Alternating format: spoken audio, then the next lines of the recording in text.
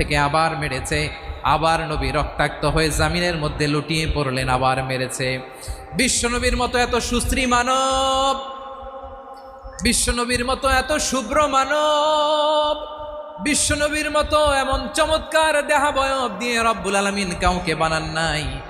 এরকম চমৎকার মানুষটাকে তারা তায়েফের ওই জামিনে রক্তাক্ত করেছে। বিশ্বনবী দুনিয়ার কোনো স্বার্থের জন্য সেখানে যান নাই, নিজের কোনো লাভের জন্য, প্রাপ্তির জন্য যান নাই, তায়েফবাসীদের জাহান্নামের আগুন থেকে বাঁচাতে গিয়েছেন। ঠিক কিনা বলেন?